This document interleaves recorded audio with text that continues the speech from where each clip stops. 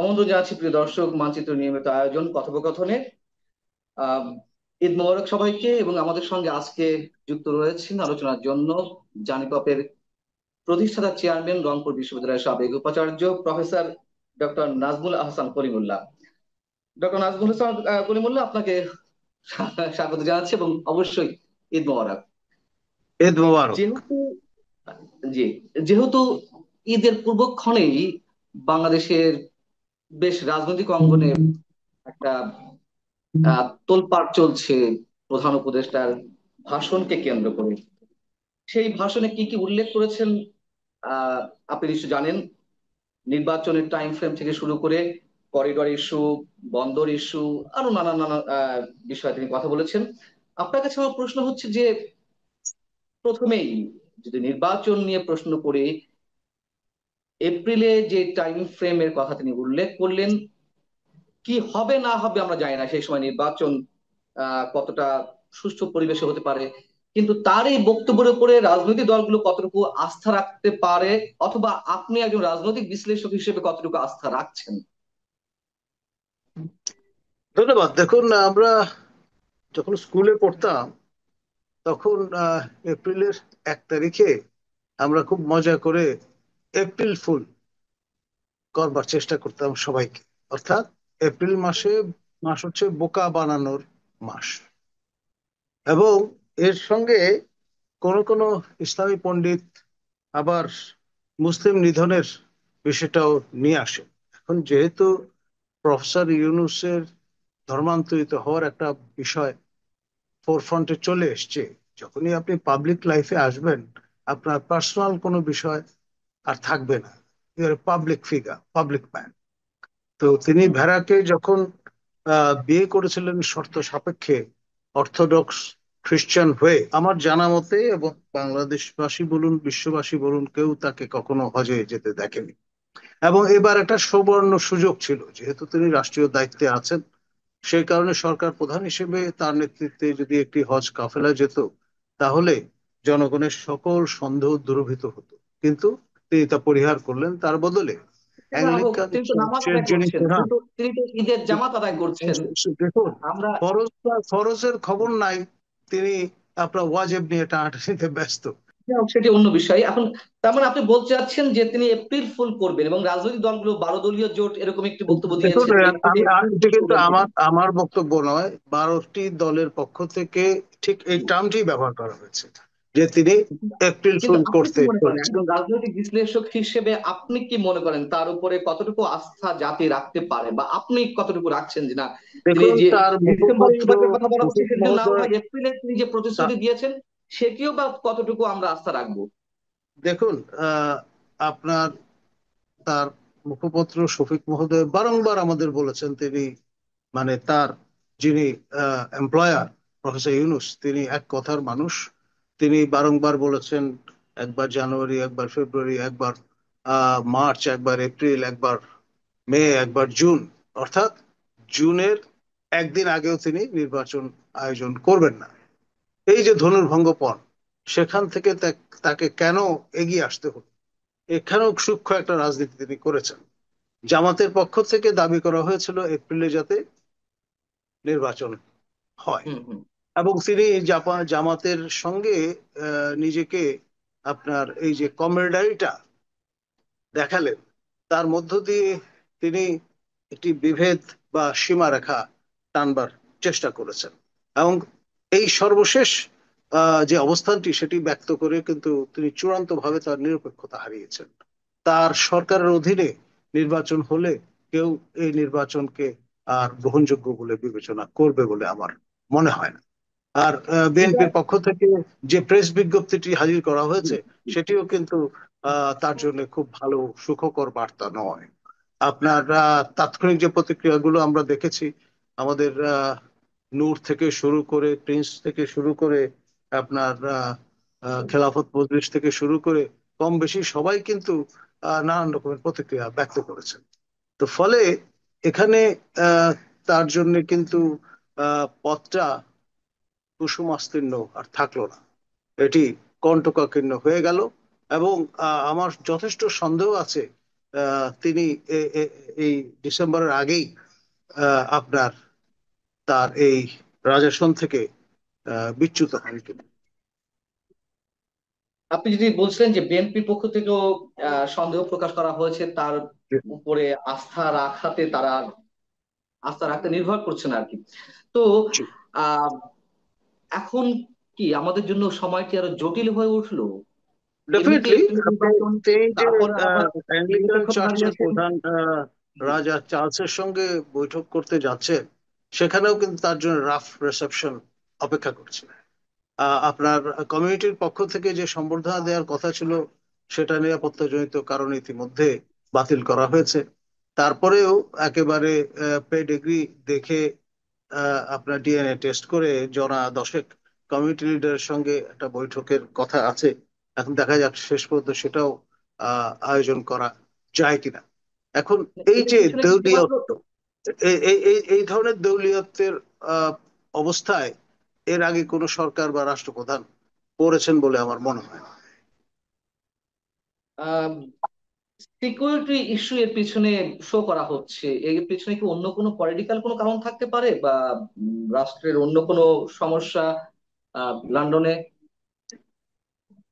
দেখুন, মানে একটি বিশ্বস্ত সূত্রে এটাও জানা গেছে যে আমাদের বিএনপির কর্ণধার, লন্ডন প্রবাসী তারেক জিয়া, তিনিও কিন্তু আহ, আপনার অনাগ্রহ দেখিয়েছেন প্রফেসর ইউনূসের সঙ্গে বৈঠক করবার ক্ষেত্রে। কারণ হচ্ছে, যেই লোক সবাইকে ব্যবহার করতে ওস্তাদ, গরিব মানুষের পকেট থেকে চিপে পয়সা বের করবার কৌশল যিনি আবিষ্কার করেছেন, তিনি তারেক জিয়ার মতো ব্যক্তিত্ব, যিনি লড়াকু একজন তরুণ তুর্কি থেকে শুরু করে আজকে পরিণত বয়সে এসছেন, তাকে পর্যন্ত কায়দা করে বিক্রি করে দেন কিনা কে জানে। সেক্ষেত্রে বিএনপির পক্ষ থেকে আরো একটি অভিযোগ জানানো হয়েছে যে তিনি রাজনৈতিক ভব্যতার সীমা লঙ্ঘন করেছেন। এই বিষয়টিকে আপনি কিভাবে মূল্যায়ন করবেন? আমি আমি যেটি বলবো, যে একজন অনির্বাচিত ব্যক্তি হয়েও তিনি যেভাবে এই চট্টগ্রাম বন্দর ইস্যুতে আহ, যারা প্রতিবাদ করবেন, বাধা দেবেন, তাদের প্রতিহত করবার ঘোষণা দিয়েছেন, আহ্বান জানিয়েছেন। এখন আহ, জনগণের বিরুদ্ধে নিজেকে দাঁড় করানোর যে ইন্টেন্ট বা এরাদা তিনি ব্যক্ত করেছেন, তার মধ্য দিয়ে তিনি কিন্তু নিজেকে গণধিকৃত একটি অবস্থানে দাঁড় করাবার চেষ্টা করেছেন, যা কখনোই কাম্য হতে পারে না। একটি অবাধ, সুষ্ঠু, নিরপেক্ষ নির্বাচন তিনি উপহার দিতে পারবেন, বা সেই সরকার উপহার দিতে পারবে যেটি শতভাগ নিরপেক্ষ। আপনার প্রফেসর ইউনূসের যে স্বপ্নের রাজনৈতিক দল, যেটি ক্রমে আপনার বেড়ে উঠছে, সেই দলের জন্যে তিনি আপনার আরো 4 মাস বাড়িয়ে নিলেন দল গোছানোর প্রয়োজনে। এখন পরে আবার সেই স্পেনের মুসলিম নিধনের কায়দায় তিনি যদি এপ্রিল ফুল কার্যকরী করেন, তখন তো নির্বাচন ট্র্যাকচ্যুত হয়ে এমন জায়গায় চলে যাবে যে গৃহযুদ্ধ হয়ে দাঁড়াবে আপনার অনিবার্য বাস্তবতা। এখন এই যে যুদ্ধের হুমকি তিনি দিচ্ছেন চট্টগ্রাম বন্দর ইস্যুতে, এখন ভাবটা এরকম যে চট্টগ্রামের আহ সন্তান তিনি, সেই কারণে চট্টগ্রাম তার বাবার দেশ, তিনি যা ইচ্ছা তাই করতে পারেন। আমাদের এই চট্টগ্রামের বাইরে যাদের বাড়ি, তাদের কোনো কিছু বলবার নেই। ভাবটা এইরকম, এটা মৌরুষি পাট্টার মতো হয়ে দাঁড়িয়েছে তার কাছে। তিনি যে কোনো মূল্যে আপনার করিডোর প্রদান করবেন, যে কোনো মূল্যে চট্টগ্রাম বন্দর বিদেশিদের হাতে তুলে দেবেন, এবং এটা নিয়ে তিনি কোনো রকমের ছাড় দিতে রাজি নন। আসলে মূল বিষয়টা হচ্ছে, তাকে যারা ক্ষমতায় বসিয়েছে তাদের এজেন্ডা বাস্তবায়ন তার লক্ষ্য, এবং তিনি যদি সেটি ডেলিভার করতে না পারেন, ডেফিনেটলি তার এমপ্লয়ার যারা, তারা তাকে সেখানে হয়তো দেখতে চাইবে না। সেটা তার মাথায় আছে। সেই জন্যই তিনি ভব্যতা, সভ্যতার আপনার সকল রকমের সীমা পরিসীমা পরিহার করে আপনার নির্লজ্জ চেহারায় কান কাটা অবস্থায় জাতির সামনে আবির্ভূত হয়েছে। প্রফেসর কলিমুল্লাহ, আরো একটি স্পর্শকাতর প্রশ্ন আপনার কাছে রাখতে চাই। সেনা প্রধানত করিডোরের বিরুদ্ধে কথা বলেছেন রাষ্ট্রের স্বার্থে, এবং একই সঙ্গে বন্দর বিদেশিদের হাতে তুলে দেওয়া হবে না সেই সতর্ক বার্তাও তিনি দিয়েছেন সবার উদ্দেশ্যে। তিনি কি একই সঙ্গে সেনাবাহিনী, বিএনপি কিংবা আর যারা বিরোধিতা করা বা করছেন, আপনি থেকে শুরু করে আমরা সবাই যারা দেশের স্বার্থে কথা বলছি, সবার বিরুদ্ধে প্রতিহত করার ঘোষণা দিয়েছেন, মানে সবাইকে প্রতিহত করার ঘোষণা, আপনার কাছে এরকমটা মনে হয়?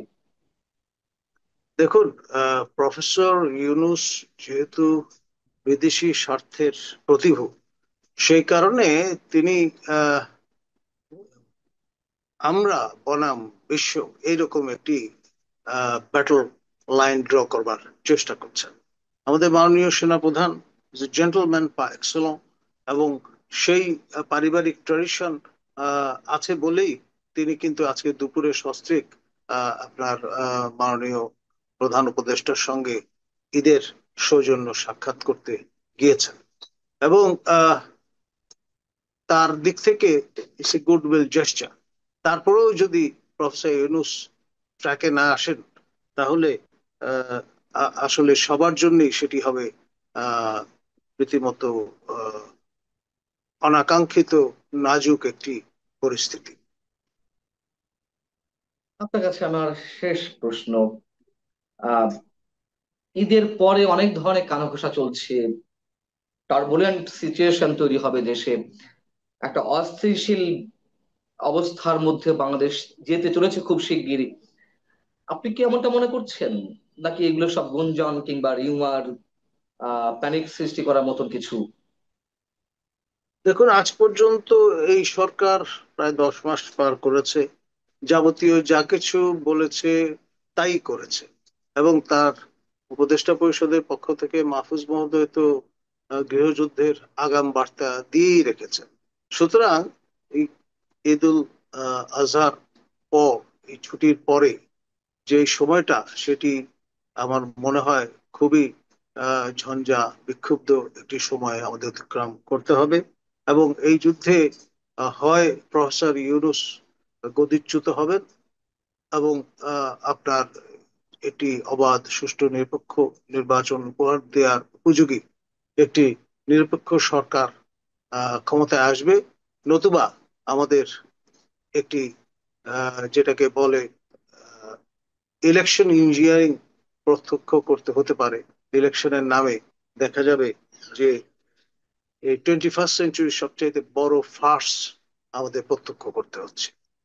আমরা চাইব দেশ লাইনচ্যুত না হোক, ট্র্যাকে থাকুক, এবং এই আহ, কোনো কোনো দলের নেতৃবৃন্দের ভাষায় এই সিন্ধাবাদের বুড়ো দত্ত, বিশেষ করে আমাদের বিএনপির জ্যেষ্ঠ নেতা মির্জা আব্বাস, তিনি বলেছেন, এই এই তুলনাটি দিয়েছেন যে সিন্দাবাদের বুড়ো যাতে আমাদের ঘাট থেকে নেমে যায়, জাতি পরিত্রাণ পায়। আপনি এই মুহূর্তে যে কথাগুলো বললেন তার মধ্যে তিনটি বিষয়। একটি হচ্ছে যে ডক্টর ইউনূস গদিচ্যুত হতে পারেন, সেই সম্ভাবনা রয়েছে। আরেকটি হচ্ছে যে তিনি এই অবস্থায় থেকে একটা ইঞ্জিনিয়ারিং এর মধ্য দিয়ে একটা ইলেকশন তিনি করতে পারেন। আহ আরেকটি বলেছেন যে একটা নতুন সরকার আসতে পারে। তিনটেই কাছাকাছি। একটা হচ্ছে ইলেকশন ইঞ্জিনিয়ারিং করলে তিনি তার বিরুদ্ধে জনরোষ তৈরি হবে, সেখান থেকে তার গদিচ্যুত হতে পারে। আবার সেখান থেকে তো আবার নতুন সরকার গঠন হতে পারে।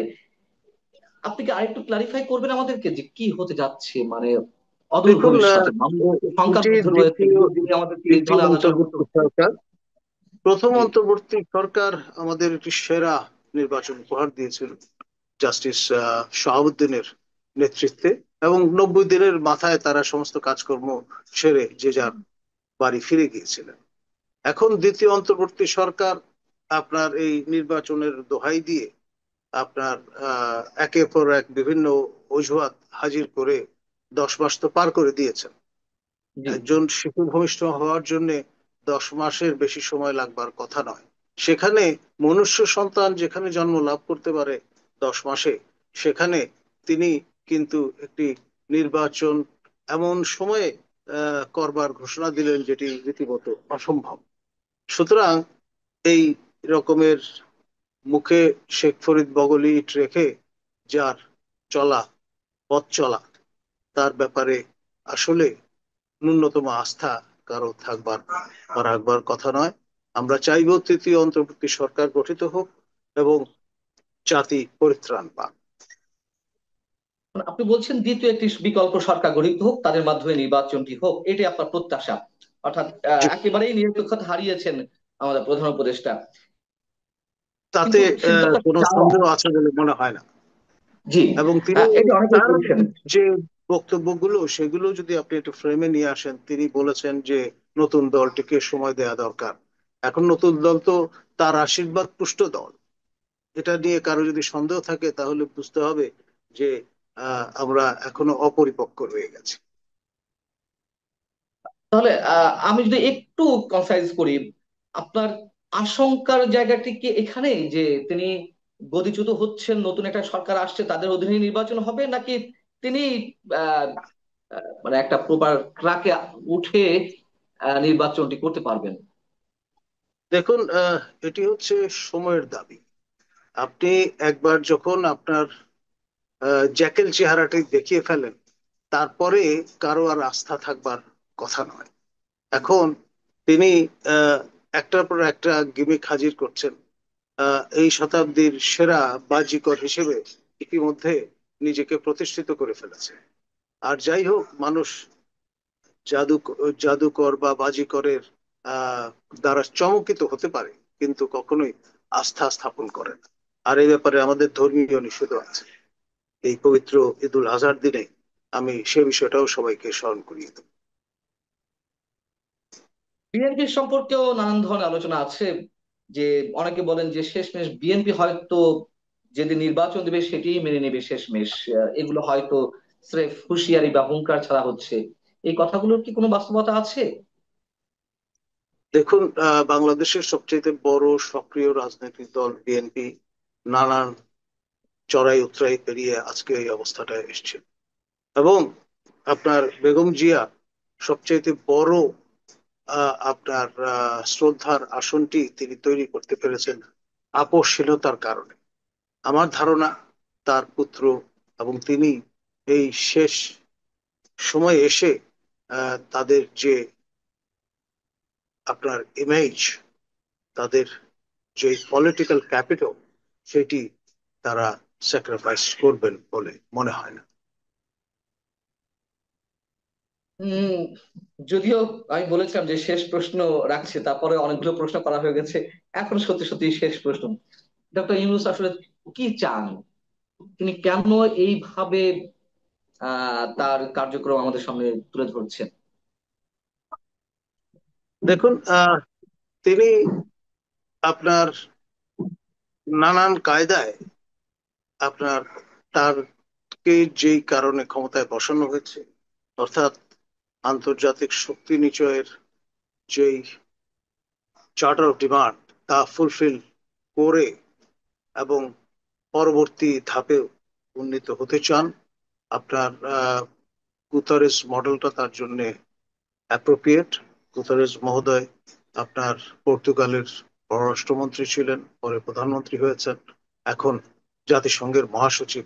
এবং তার বিদায় পরে সেই জায়গাটায় যদি প্রফেসর ইউনূস নিজেকে সংস্থাপন করতে পারেন, তাহলে লজিক্যালি সেটাই হবে তার জন্য সঠিক পদক্ষেপ। এবং সেই লক্ষ্যে তিনি চেষ্টা করবেন বিভিন্ন কারণ অজুহাত দেখিয়ে সংস্কার বলুন, বিচার বলুন, তারপর আপনার আহ, সমৃদ্ধি বলুন, এইসব অজুহাতে আপনার গুতারেসের টেনিয়রের পুরোটা সময় কাটিয়ে দেওয়ার চেষ্টা করবেন।